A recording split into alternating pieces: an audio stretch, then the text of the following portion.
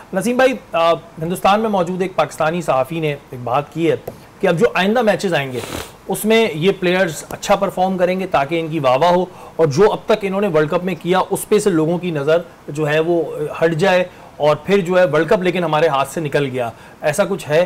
बिल्कुल करेंगे। देखें, कोशिशें तो पूरी होंगी कि वो जो इनकी जो पिछले ये क्रिकेट खेले और जिस अंदाज से क्रिकेट खेले उसको किसी तरीके से कवर किया जाए, उसको ज़रूर छुपाया जाए। अब अगर उन क्रिकेटर्स के इख्तलाफात थे, सबसे पहले तो जब मैंने कहा ना कि जब पाकिस्तान क्रिकेट बोर्ड और क्रिकेटर्स अगर अलहदा पलड़े में आ जाते हैं, फिर वो क्रिकेटर भी ग्रुप की शक्ल इख्तियार कर चुके हैं, तो पहले तो वो ग्रुप मजबूत होगा कि हमने इन 3 मैचों के अंदर ऐसा इम्पैक्ट ज़रूर डालना है कि जो रिज़ल्ट पहले ख़राब हुआ था उसमें बहुत अच्छा हो जाए, कुदरत की तरफ से ही था, हमने तो पूरी कोशिश की थी। देखें, कल मिकी आर्थर ने गुफ्तगू की, जब मीडिया से प्रेस कॉन्फ्रेंस की थी, तो उन्होंने और बातों के साथ एक लफ्ज़ कहा था कि पाकिस्तान क्रिकेट बोर्ड कुर्बानी का बकरा ना ढूंढे।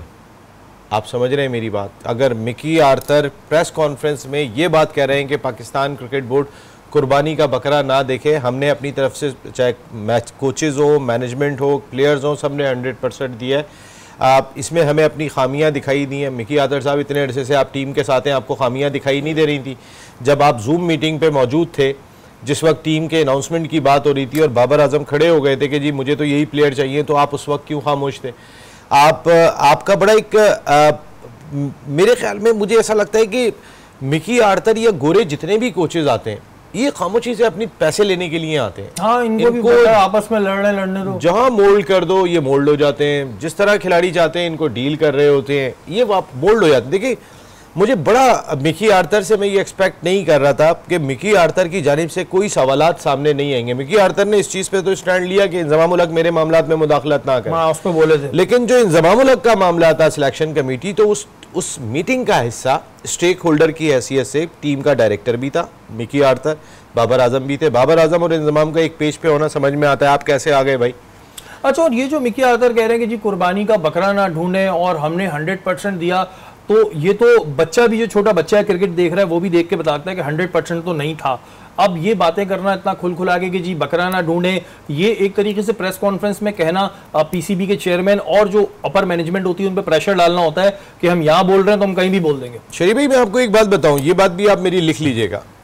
आज जो स्टेटमेंट आया है मिकी आर्थर का कि कुर्बानी का बकरा ना ढूंढा जाए और हमने बहुत मेहनत की है, मिकी आर्थर जब इस ओहदे से जुदा होंगे, उसके बाद वो जब बाहर जाएंगे तो आप उनका एक अलग स्टेटमेंट सुनेंगे जिसके अंदर अंदर की कहानी आएगी। अभी वो टीम के साथ है, गुडी गुडी चल रहा है जी, टीम जीते हारे, उनके मुल्क की टीम थोड़ी है। उनका दर्द इतना है कि भाई, और वो गोरे प्रोफेशनल होते हैं एक हद तक, वो कोशिश ज़रूर करते हैं जिस टीम से वाबस्ता है वो टीम जीते, लेकिन ऐसा नहीं है कि हमारी तरह जो है वो जो हमारे घर में बच्चा बैठा हुआ रो रहा है, ऐसे उनको कोई अफसोस होगा। और यहाँ पर आके ना नसीम भाई वही होता है कि खरबूजे को देख के खरबूजा रंग पकड़ने लगता है। वो जैसे कि आपने बात बिल्कुल सही कही कि इंतजाम वाली बात पे तो उन्होंने खुल के बोल दिया, बाकी जो चीजें वो देख रहे थे गलत हो रही हो उस पर उन्हें बोलते हुए बड़ी प्रॉब्लम हो रही है। आप दिफा कर रहे हो, यहाँ आपने कहा ना बच्चा देख रहा है एक चीज कि हमारी टीम 100% नहीं लड़ रही है और आप दिफा कर रहे हो उसका। प्रेस कॉन्फ्रेंस तो नसीम भाई सीरियसली इस पे एक मीम भी बनी थी कि एक दूसरे को धकेल रहे हैं, भाई इस दफा तुम कर लो, भाई इस दफा तुम कर लो। अजीब मजाक बना हुआ है, वरना कैप्टन करता है अमूमन प्रेस कॉन्फ्रेंस। अब ये वाहिद टीम है पाकिस्तान की, मैं देख रहा हूँ कि हर किसी का एक बार नंबर आ गया, अच्छा अब तुम कर लो, अब तुम कर लो। मुझे लग रहा है कि वो रही होगी पुगम पुगाई नहीं होती, अब तुम्हारा नाम निकला जाओ तुम प्रेस कॉन्फ्रेंस करो, डर रहे प्रेस कॉन्फ्रेंस करते हुए। देखिए, पाकिस्तान क्रिकेट टीम में मैंने आपको पहले भी कहा था, एक तो कोई बड़ा नहीं है वहाँ पे, कोई एक स्टेचर वाला बंदा होता जो इन सबको लीड कर रहा होता। वहाँ अपने सरदार साहब भेजे हुए, रेहानुल हक या वो चीमा और पता नहीं कौन कौन गए हुए।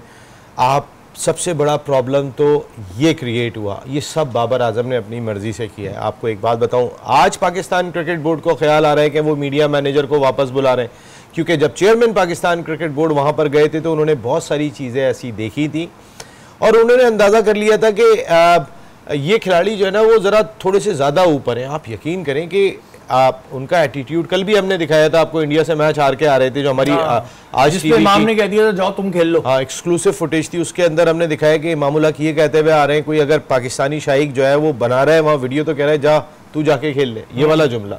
मकसद है कि आप इतने ओवर कॉन्फिडेंट हो कि आप कम बैक कर लोगे, आपके जहन में चल रहा है, लेकिन आपके जब अंदरूनी इख्तिलाफात हो गए जिसको ये एक्सपेक्ट नहीं कर रहे थे, वहाँ टीम बैठी है। देखें, खिलाड़ियों के हाथ में कंट्रोल तो था, लेकिन अब क्या था कि जब मैंने आपको बताया ना कि सेंट्रल कॉन्ट्रैक्ट पे वहां वो खिलाड़ी के जिन्होंने अपना नुमाइंदा बना के इन 4 क्रिकेटर्स को भेजा था, उनमें से सबका सही नहीं बना ना, सब चाह रहे थे सबको बराबर मिले। अब उनमें वहां पे वो कहते हैं ना, जब हिस्सा बराबर नहीं मिलता तो फिर प्रॉब्लम हो जाती है। तो इसमें यहाँ पर यही हुआ कि जी लालच और रकम के तनाज़े के पीछे हमारा ये हाल हो गया। हम शायकीन क्रिकेट अब बिला वजह बैठ के दुआएं कर रहे होते हैं, हर बॉल पे ऐसा हो रहा था, अरे अब ये हो गया, अरे अब ये हो गया।